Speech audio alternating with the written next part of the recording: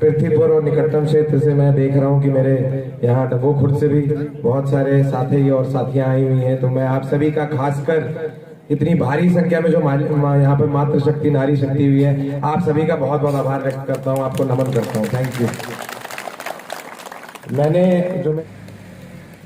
अब अगर कोई व्यक्ति व्यवसाय कर रहा है, बड़ा ठेकेदार है,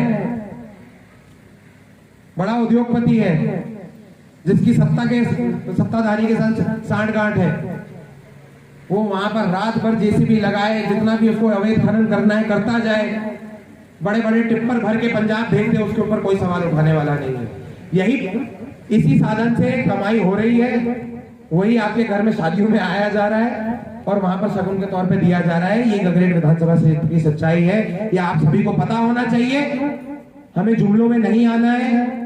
जो लोग हमें फंसाने की कोशिश कर रहे हैं अपने चुंगल में, हमें उनसे बच के रहना है, क्योंकि अगले जो 5 साल हैं अगर हमने फिर से इनके हाथ में दे दिए तो जो रिवर्स होना है वो रिवर्स नहीं होगा। जिस रास्ते में हम नीचे की तरफ जा रहे हैं वही नीचे।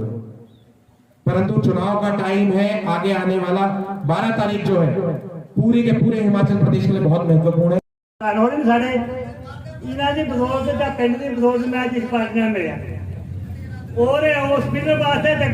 राजू फ्री जगह नहीं शेखर का राजू जाके लेकिन 5 साल से बनना चाहिए। जगह मेरी फ्री दे रोड से बनने में देगा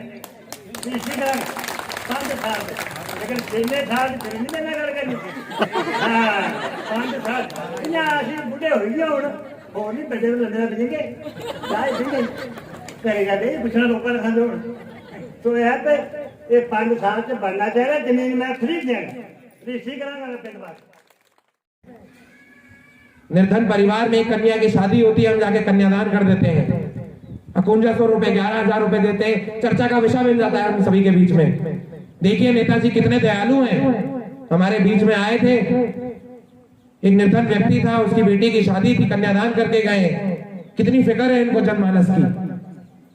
कोई ये नहीं सोचता कि क्या उस विधायक ने उस व्यक्ति से बात करी, आपको अपनी बेटी को शिक्षित करने में कोई दिक्कत हुई थी या नहीं हुई थी।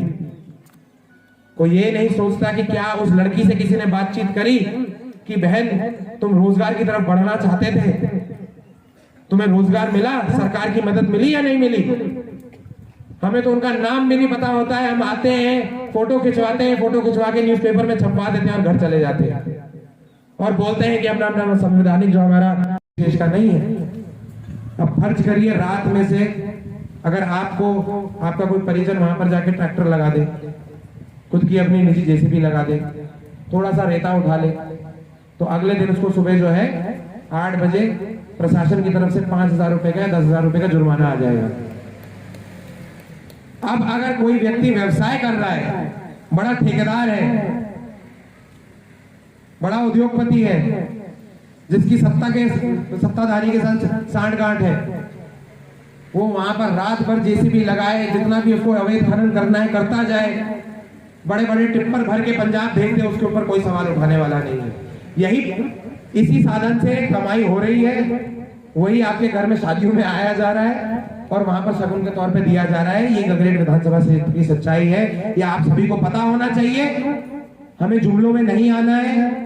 जो लोग हमें फंसाने की कोशिश कर रहे हैं अपने चुंगल में, हमें उनसे बच के रहना है, क्योंकि अगले जो 5 साल हैं अगर हमने फिर से इनके हाथ में दे दिए तो जो रिवर्स होना है वो रिवर्स नहीं होगा। जिस रास्ते में हम नीचे की तरफ जा रहे हैं वही नीचे जाते रहेंगे। अगर हम उसके ऊपर खड़े हुए होते और अगर हमने उन वादों को पूरा करा होता तो ये दुर्दशा हमारे ग्रामीण क्षेत्र में नहीं आई होती। कोरोना से हटके मैं आपको उदाहरण देता हूं। ये उदाहरण मैं प्रत्येक पंचायत में हर जगह जहां भी जाता हूं स्पीच देता हूं, मैं सेम उदाहरण देता हूं। और इसके माध्यम से जो पीड़ा एक परिवार के ऊपर गुजरती है उसको जानना और समझना बहुत जरूरी है। एक लड़का मेरे से उम्र में 1-2 साल बड़ा होगा, ब्रह्मपुर में रहता है, ब्रह्मपुर का निवासी था बेचारा, गगरेट विधानसभा के क्षेत्र में औद्योगिक विकास में काम करता था, वहां पर किसी फैक्ट्री में। एक दिन रात को अपनी ड्यूटी खत्म करके आ रहा था घर की तरफ वापस, रास्ते में बनेड़ा में उसका एक्सीडेंट हो गया। एक्सीडेंट होने के बाद हमारी एम्बुलेंस को कॉल आई, हमारी एम्बुलेंस उसको लेके चली गई CHC दौलतपुर। ऑक्सीजन की बात हुई, उस लड़के को ऑक्सीजन नहीं मिली। 15-20 मिनट में उस लड़के ने वहीं पर ही अपना दम तोड़ दिया। अब अगले दिन मेरे को भी ब्रह्मपुर से बड़े फोन आए कि नेताजी आ जाओ आ जाओ आ जाओ, वहां पर भीड़ उमड़ी हुई है, 500-600 लोग खड़े हुए हैं, सभी लोग आपको एक बारी में देख लेंगे, जरूर आ जाओ, बहुत अच्छा प्रभाव पड़ जाएगा। किसी ने ये तक नहीं सोचा कि उस बेचारे घर वाले के माँ बाप के ऊपर क्या बीत रही होगी। वो अपने माता पिता का एकलौता चिराग था। नेता स्टेज पे खड़ा होता है और आपको तो नमस्कार, मेरा नाम है सेजल खनूजा और आज मैं आप सभी से बनी हूँ अब तक न्यूज़ के साथ। अगर आपके पास कोई भी इम्पोर्टेंट न्यूज़ हो जो आप हम तक पहुँचाना चाहते हैं तो हमारे नीचे दिए नंबर से संपर्क करिए और प्लीज़ हमारा चैनल सब्सक्राइब करना ना भूलें, साथ दिए गए बेल आइकन प्रेस जरूर करें सो दैट आप इसी तरह नई नई और वीडियोज़ देख सकें, देश दुनिया और इस नगरी से भरी बातें। धन्यवाद।